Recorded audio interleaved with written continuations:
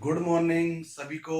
All over students सभी सुनिएगा कि हम चैप्टर पढ़ रहे हैं, चैप्टर नंबर 6।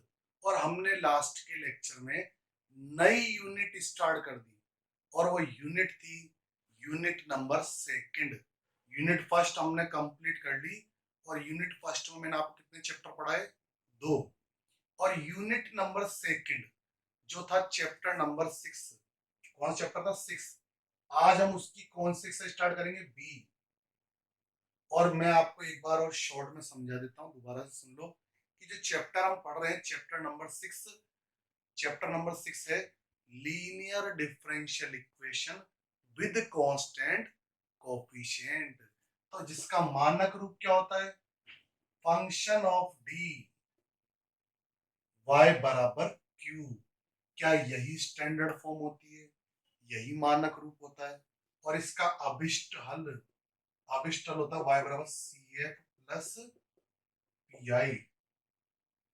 सी एफ तो हमने सीख लिया, अब हमें क्या सीखना है? P I. पी आई निकालने के मेथड सीखने हमको। मैंने 6 ए एक्सरसाइज कराई ना आपको, 6 में मैंने यही तो सिखाया कि सी एफ निकालते कैसे हैं, है ना। और एक बात और सुनो, अगर किसी बच्चे को प्रॉब्लम आई हो, मान लो सी एफ आप निकाल रहे हो, तो एक नोट और सुनो। आपके ऐसा बना हो किसी क्वेश्चन में कि आपके मूल आए alpha plus minus iota beta, alpha plus minus iota beta, ये मूल आए आपके। यानी मूल कैसे हो गए? एक समान। यानी सम्मिश्र मूल भी रिपीट हो गए। सम्मिश्र मूल भी क्या हो गए? रिपीट हो गए। तो ऐसे में सी एफ कैसे लिखते हैं? तो सी एफ का फॉर्मूला सुनिए, वही फॉर्मूला e की पावर एल्फा एक्स, बस ब्रैकेट में क्या लग जाएगा? C1 प्लस C2x और कोस बीटा एक्स और C3 प्लस C4x और साइन बीटा एक्स। आपने 6A के जब क्वेश्चंस किए होंगे तो ऐसा आपके बना होगा, या हो सकता है किसी बच्चे के क्वेश्चन किया हो और इसके बाद सर हम आपने ये वाला पॉइंट तो हमें लिखा है नहीं, है ना।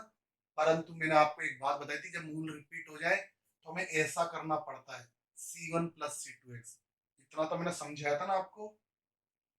तो कोई बात नहीं।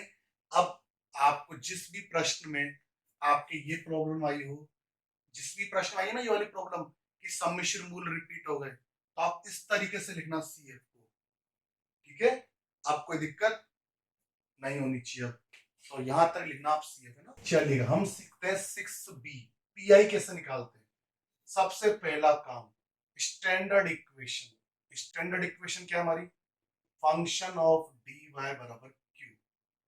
अब देखो पर्टिकुलर इंटीग्रल कैसे ज्ञात करते हैं?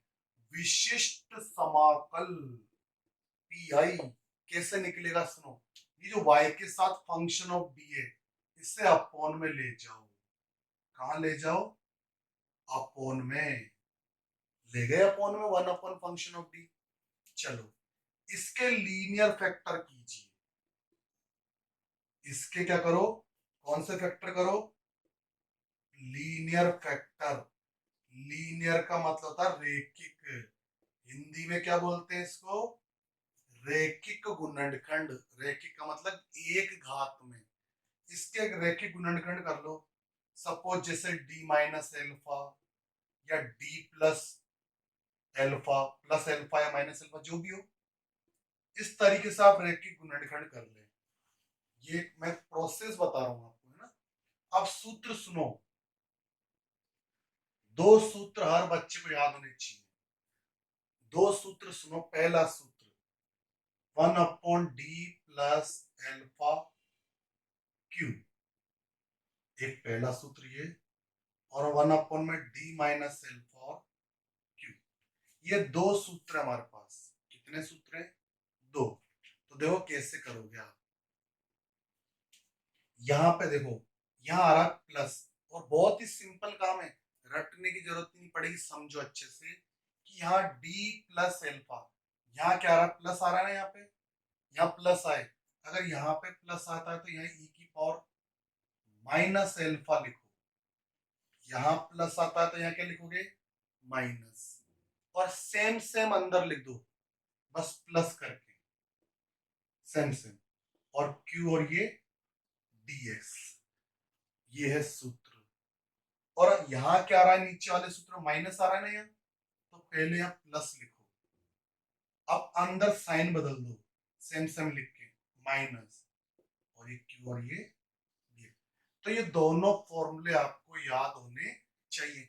और ये जो मैं पीआई का जो मेथड मैं आपको सिखा रहा हूं, ये मेथड है व्यापक विधि। कौन सी विधि है ये, व्यापक, इंग्लिश में बोलते हैं जनरल मेथड। कौन सा मेथड है ये, जनरल, व्यापक विधि है। अब देखो, कई बार देखो ऐसे कि एक फैक्टर ये रहा, एक फैक्टर ये रहा, दो दो फैक्टर है, तो हम ऐसा भी कर सकते हैं कि एक फैक्टर को पहले ऑपरेट कर दो, फिर बाद में दूसरे को ऑपरेट कर दो, एक एक करके वन बाई वन एक एक गुणनखंड को ऑपरेट करते जाओ। और ऑपरेट करने का तरीका मैंने सिखाई दिया, जैसे ये वाला गुणनखंड क्यू पे लगेगा, ये वाला गुणनखंड लगेगा, ये दोनों सूत्र याद होने चाहिए, याद रखोगे। चलो हम एक प्रश्न लेते हैं, उससे फिर हमें और अच्छे से क्लियर समझ में आएगा। ये तो थी क्रिया विधि, वर्किंग मेथड था। अब क्वेश्चंस देखो, मैं एक एग्जांपल ले रहा हूं सेकंड, और आपको ये जो 6B एक्सरसाइज है, इसमें कौन कौन से क्वेश्चन करने वो क्वेश्चन सुनो, इनके अलावा और कोई क्वेश्चन नहीं करना। ऐसा नहीं कि हम क्वेश्चन छोड़ रहे हैं, क्वेश्चन छोड़ नहीं रहे, हम आगे की जब एक्सरसाइज पढ़ेंगे ना तब करेंगे उन क्वेश्चंस को। अभी इस एक्सरसाइज में हमें कौन कौन से क्वेश्चन करने हैं, एक तो example second, question 5, question number 7 और क्वेश्चन नंबर 8। ओनली 4 प्रश्न अपन को करने हैं, 1 2 3 4, ये 4 क्वेश्चन करने हैं। देखो मैं सबसे पहले कौन सा क्वेश्चन बता रहा हूं, एग्जाम्पल सेकंड आपको बता रहा हूं, आराम सुने। एग्जाम्पल सेकंड क्या है, और बाकी के प्रश्न हम आगे की एक्सरसाइज में करेंगे, अभी नहीं करना आप लोग, है ना। हालांकि करता हूं जनरल मेथड, लेकिन एक बताओ, मैं जब उनके लिए दूसरे मेथड बताऊंगा, पीआई किस पे डिपेंड करता है, पीआई डिपेंड करता है क्यू पर। तो फिलहाल हम क्यू की जो वैल्यू है उसको देख करके हम पता लगा रहे हैं ना। तो उन जो क्वेश्चंस बच गए ना, एग्जाम्पल 1 बच गया, आंसर 1 2 3, है ना, तो उनके लिए हम अलग मेथड पढ़ेंगे। चलो ध्यान दो, सब सबसे पहले जो हमें समीकरण दी है, मानक समीकरण को देखो, function of D, function of D y बराबर क्यू, क्यू की वैल्यू दिस। अब चलो सबसे पहले बनाते हैं ऑक्सिलरी इक्वेशन, सहायक समीकरण, ऐसे ये बनाते हैं। डी की जगह क्या रखते हैं, एम, डी की जगह हम क्या रखते हैं, एम। तो यहां से एम स्क्वायर बराबर माइनस ए स्क्वायर, और रूट में माइनस क्या होता है बच्चों, आयोटा, और प्लस में क्या जोड़ दूं, जीरो। तो ये तो है एल्फा और ये है बीटा, एल्फा की वैल्यू जीरो। तब सीएफ, सीएफ का फॉर्मूला क्या था, ई की power alpha x C1 cos beta x और C2 साइन बीटा एक्स। तो एक काम कीजिए, आप एल्फा की वैल्यू लिख दीजिए और बीटा की वैल्यू लिख दीजिए, तो सीएफ तो आ गया। तो सीएफ में तो कहीं दिक्कत होनी ही नहीं चाहिए। अब बात आती है पीआई की, सीएफ में तो कहीं कोई प्रॉब्लम नहीं होनी चाहिए, क्योंकि हम सीएफ के और भी क्वेश्चंस कर चुके हैं फर्स्ट ए में, एक एक्सरसाइज में। अब सीखेंगे हम पीआई, कि पीआई कैसे फाइंड आउट किया जाता है, पर्टिकुलर इंटीग्रल। आराम से सुनो, मैंने कहा था ये जो y के साथ ही फंक्शन ऑफ डी है, इससे अपॉन में लेके जाओ। चलो पीआई के लिए now particular integral 1/d² plus a² और सेक ए एक्स। मैंने कहा था इसके लीनियर फैक्टर करना। कौन सा factor? Linear. D plus iota A D minus iota A, ये रैखिक गुणनखंड हमने कर लिए। पर एक बात अब मैं पूछूंगा, रुको, कि ये जो फैक्टर है दोनों एक जैसे ही तो हैं, दोनों फैक्टर सेम सेम, बस प्लस और माइनस का ही तो डिफरेंस है। तो एक बात सुनो सभी बच्चे, कि अगर दोनों फैक्टर सेम हो, बस प्लस माइनस का अंतर हो, तो ऐसे में सबसे अच्छा तरीका है आंशिक भिन्न बना लो। कौन सी भिन्न बना लो? आंशिक भिन्न। और अगर ये फैक्टर ऐसे होते अलग अलग, ये d+2 d-3, अब ये तो अलग अलग हो गए ना, साइन भी अलग अलग है, और इसमें 2 आ रहा है, इसमें 3 आ रहा है, तो फिर इसमें तो एक काम करो, पहले एक फैक्टर को ऑपरेट कर दो, बाद में दूसरे फैक्टर को ऑपरेट कर दो। और अगर आपका मन करे आंशिक भिन्न बनाओ, तो लेकिन सबसे अच्छा आंशिक भिन्न ही होती है, ताकि क्या होता है एक एक करके हम PI1 निकाल लेंगे, PI2 निकाल लेंगे, तो आंशिक भिन्न सबसे अच्छी है। मेरा मानना तो यही कि आंशिक भिन्न से ही करें, ताकि गलती नहीं होती, मिस्टेक नहीं होती हमारी। तो आंशिक भिन्न से करना आप भी, है ना। चलो, आंशिक भिन्न बनाने का तरीका सुन लो। इसके लिए जब सेम फैक्टर हो, तो एक काम करो, छोटे वाले फैक्टर को पहले लिखो, छोटे वाले फैक्टर को पहले लिखो, फिर माइनस, और दूसरे वाले फैक्ट बड़े वाले को बाद में लिखो। छोटा वाला कौन? जो माइनस में है। ये तो कॉमन सेंस की बात है, डी प्लस आयोटा है और डी माइनस है। छोटा फैक्टर ये, बड़ा है, छोटे को पहले, बड़े को बाद, बीच में माइनस। अब आप जब एलसीएम लोगे, तो ये दोनों एलसीएम आएंगे, तो ये रहे एलसीएम, ये जाएगा इधर 1 के पास, और ये जाएगा उस वाले 1 के पास, इस वाले 1 के पास, तो minus D, minus minus plus, D से डी कैंसिल, आयोटा ए और आयोटा ए, 2 आयोटा ए। तो हमें तो देखो ऊपर क्या चाहिए? 1 चाहिए, और यहाँ पे एलसीएम लेने पे क्या रहा है? 2 आयोटा ए। तो एक काम करो ना, उस 2 आयोटा ए को कैंसिल करने के लिए भाग लगा दो 2 आयोटा ए। जब आप एलसीएम लोगे तो ऊपर आएगा 2 आयोटा ए, जिसे कैंसिल करने के लिए मैंने नीचे लगा दिया, ताकि 1 बन जाएगा। तो बताओ आंशिक भिन्न बनाने में क्या दिक्कत आई? और इसमें सबसे अच्छा काम क्या होता है, सुनो, कि इसको नीचे बुलाओ, इसको अलग, इसको इसके साथ ले आओ, और इसको इसके साथ भी ले आओ। और हमसे गलती नहीं होती है कि एक को तो PI1 मान लो और एक को PI2। समीकरण नंबर 1। अब सुनो, ये इक्वेशन 1 आ गई। अब देखो आराम आराम से पहले PI1 सॉल्व करेंगे, PI2 सॉल्व करेंगे, लेकिन इस प्रश्न में क्योंकि इसमें फैक्टर सेम है ना, ओनली PI1 निकालेंगे, PI2 निकालने की जरूरत नहीं है। हम डायरेक्ट लिख देंगे सिमिलरली, डायरेक्ट। तो सीखे आप PI1 कैसे निकालेंगे? तो PI1 को सीखो, देखो PI1 कैसे निकालेंगे, आराम से सीखो। 1/d माइनस आयोटा ए, और यहाँ पे क्या है? सेक ए एक्स। अब सुनो, अभी इसको अल्फा बोलो, इसको क्या बोलो? अल्फा। तो d minus alpha, minus alpha आ रहे ना, तो फॉर्मूला क्या लिखा था? e की माइनस आ रहा है, तो अपना e की पावर एल्फा एक्स, e की पावर एल्फा एक्स, फिर अंदर माइनस, और क्यू, क्यू बोले तो ये सेक ए एक्स। और आप सभी ने द माइवर थ्योरम पढ़ रखी होगी, e की पावर आयोटा थीटा का क्या होता है? द माइवर प्रमेय, cos theta plus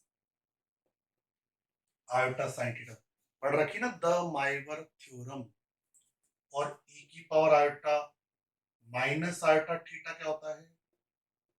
cos theta minus, याद रखना इसको, है ना, द माइवर प्रमेय को। चलिए, ई की power iota A X integration e की पावर माइनस आयोटा थीटा, तो cos theta minus iota sine theta. Sec sec क्या होता है? 1/कोस। देखते जाओ देखते जाओ, ये 1/कोस, कोस से कोस कैंसिल, इंटीग्रेशन 1 माइनस, और ये 10 a x और ये dx। अब करते हैं इंटीग्रेशन, और हाँ, e की पावर आयोटा थीटा, देखो e की पावर आयोटा थीटा, इसको क्या लिखूं? Cos theta plus iota sine theta. 1 का इंटीग्रेशन x आयोटा, 10x का समाकलन जानते हो? 10x का समाकलन होता है log sec ax हो गया। अभी इसका भी तो होगा ना कांस्टेंट का a, और एक कांस्टेंट का a कहाँ आएगा? नीचे। ये मिस्टेक मत करना, 10x का समाकलन तो log x होता है, log sec x, लेकिन कांस्टेंट का a भी तो आएगा नीचे। और ये यहां तक कैलकुलेशन में कोई दिक्कत? फॉर्मूले में हमने वैल्यू रखी और इंटीग्रेशन किया। अब सुनो, इन दोनों ब्रैकेट को कैसे मल्टीप्लाई करोगे, दिमाग लगाना।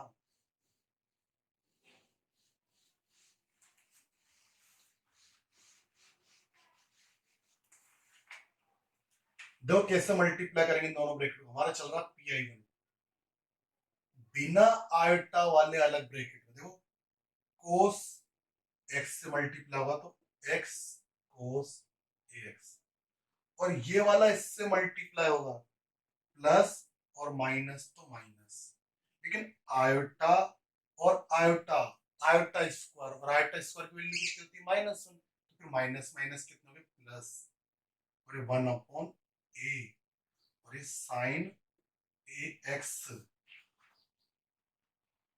और log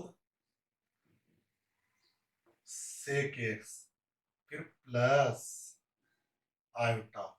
अब सुनो, आयोटा के गुणांक क्या आएंगे? देखो देखो, ये आयोटा वाला इससे टकराएगा तो x साइन ax, और माइनस, और ये वाला इससे टकराएगा तो -1/a कोस ax और log sec ax, और ये हमारा आ गया PI1।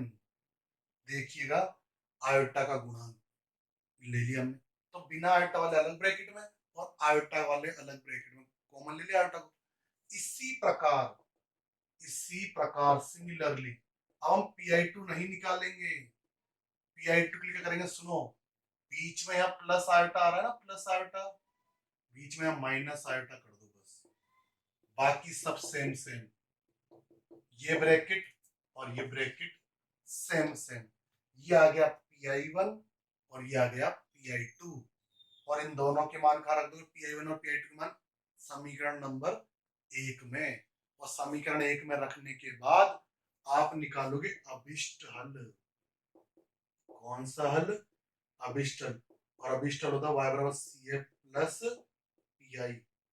यहां रखने के बाद आपका अभिष्ट हल आ जाएगा y बराबर CF प्लस PI में। तो ये एग्जाम्पल सेकंड तो हो गया हमारा कंप्लीट। टोटल कितने क्वेश्चन थे? 4। क्वेश्चन 8 भी आपको नहीं करना है। क्वेश्चन 8 ये d² प्लस 9 y बराबर सेक 3x। अरे इस 9 को हम क्या लिख सकते हैं? 3 की घात 2।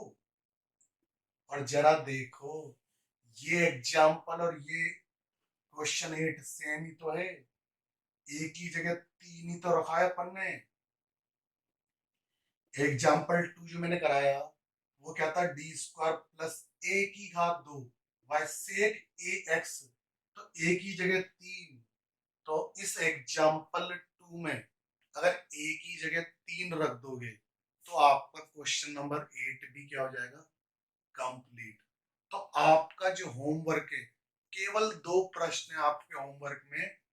आपके होमवर्क में केवल और केवल क्वेश्चन नंबर 5 और क्वेश्चन नंबर 7, ये 2 प्रश्न करने हैं आपको। लेकिन अगर कोई बच्चा कहे कि सर जनरल मेथड कब काम में लेंगे, तो सुनो, जनरल मेथड डिपेंड करता है क्यू पर। किस पर? क्यू पर डिपेंड करता है जनरल मेथड। ठीक है, तो मैं अब देखो जैसे 6B चल रही है, बी के बाद में अब जो एक्सरसाइज पढ़ाऊंगा C D E F, इनमें पढ़ाऊंगा शॉर्ट मेथड। शॉर्ट मेथड तो अपन देखेंगे क्यू, क्यू के जिन जिन के लिए हम शॉर्ट मेथड पढ़ेंगे उनको तो आपको शॉर्ट से करना है। क्यू, क्यू के मान जो है, जिन जिन के लिए हम शॉर्ट मेथड पढ़ेंगे उनको तो शॉर्ट से करना है, और बाकी जो अदर जितने भी क्यू की वैल्यूज आए उनके लिए फिर आपको जनरल मेथड काम में लेना, व्यापक विधि, है ना। तो आपको ये दो प्रश्न करने, क्वेश्चन नंबर 5 और क्वेश्चन नंबर 7। तो आपको मैंने आज के लेक्चर में पीआई ज्ञात करने की व्यापक विधि समझाई, जिससे मैंने दो प्रश्न आपको करा दिए, एग्जाम्पल सेकंड और क्वेश्चन 8 अपने आप ही हो गया। किस तरीके से हमने फॉर्मूला लिखाया, मैंने पूरा वर्किंग मेथड लिखाया, उसी वर्किंग मेथड से हम चले, Pi1 निकाला, सिमिलरली Pi2 लिख दिया। और हम रैखिक गुणनखंड तो करते ही फंक्शन ऑफ डी के, तो सबसे अच्छा तरीका आंशिक भिन्न बनाओ, Pi1 अलग सॉल्व करो, Pi2 अलग सॉल्व करो। तो आप लोग क्वेश्चंस कीजिए दो। इसी के साथ हम मिलते हैं नेक्स्ट लेक्चर में, 6C हम पढ़ेंगे। ओके, इसी के साथ सबको गुड बाय।